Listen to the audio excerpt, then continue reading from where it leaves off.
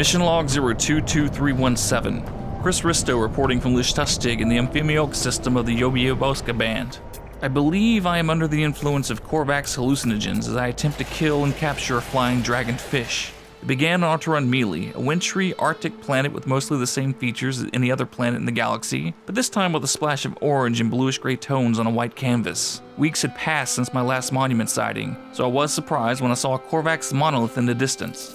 Ashes of the Onquo Serp. I touched the monolith and a familiar experience played out. Metal spiders running up in my visor. I stayed calm, aware that it was only an illusion, passing the test to be rewarded with information I already had. Shortly after, I found myself spinning in a forest with the trees taunting me. The illusion had actually been a triggered hallucination, and the drug was still inside me. Dabin, activate autopilot. Take us to the nearest undiscovered planet. See if you can find a medical facility. The starship flew as I passed out, traveling to Buyamazumi and landing near Yotomov Station. I woke up as the sun began to shine on the sub-zero planet with snowy hills and evergreen trees. The Korvax Observatory was expected to be the solution, but matters only got worse. Hey, Captain Risto here, or Chris Risto? I'm not sure if I can really call myself a captain anymore. Anyway, I'm looking for some anti-hallucinogenics or something. Korvax geologist entity Istro seemed to barely notice my presence, although I felt as if I was definitely rambling. Excuse me, sir. Mr. Istro? Your feet are disappearing. Much like my base, grass is coming through your floor, but your feet... where are they going, sir? Do you know how to fix the grass problem? He finally interrupted, seeming a bit annoyed, and said, "The secondhand smoke may be affecting you." Excuse me? And then he showed me the stash, demanding I try Irison's Forest Finest. It would make everything better. Sure, what do I have to lose? Next thing I know, a storm hit the facility, and I found myself walking about the planet, realizing there was nothing to see on Buyamazumi. I want something better, greater, anything but here. Let's find something warmer with more snacks. I must have passed out again, because one moment I was in the Iapesus system, and the next I was in the Amphibious approaching Lischuchtig. If the week had been strange, the day was entering sheer absurdity. What's wrong with the surface? I've never seen anything like it. Attempting to land? Landing area not clear. Not clear? We were flying above hills, not water or lava, but clear land formations with limited growth and texture, so I was puzzled by why the starship refused to get clear landing readouts. What's going on, David? Is it too hot to land? Well, it looks smooth enough. Could you please provide some additional information on why we're not landing? I started to question whether Lischuchtig had an atmosphere at all, going as far as flying back into space and down again. I hate to say it, but Rasa Mama would have never let me down like this. We scanned the planets for resources, getting positive readings for emerald, copper, rubidium, and iridium. Then used pulse drive to reach the other side. Let's give it one more shot. Here we go. Now this is what a Euclid galaxy planet is supposed to look like. Alright, let's try landing again. Alright. Only as I stepped out onto the surface of the fiery planet did I realize that I was not in my right mind. My balance was uneven. Sound was distorted or unnatural. The readings from Dabin showed frenzied sentinels in the area, but zero activity appeared on my multi-tool scans and all my eyes could see were the firestorms in the distance. I began to walk, needing to know more about this bizarre planet. Someone's been here before. Left behind some electron vapor. The 197-degree Fahrenheit temperatures had me in a sweat, my blood nearly boiling, but even so I expected the readings to be higher. My invulnerability would be tested to its fullest over the next 20 hours, but life was present, and I was completely baked. Whoa, hamburger helper!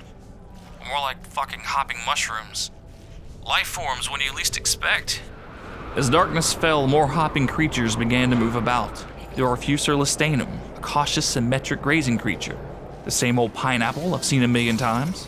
And the Zabati listanum, a strange orange and gray bouncing blob that absorbs its nutrients. Is this not night? What's wrong with the sky? Hold on. What's that ball? It's blinding.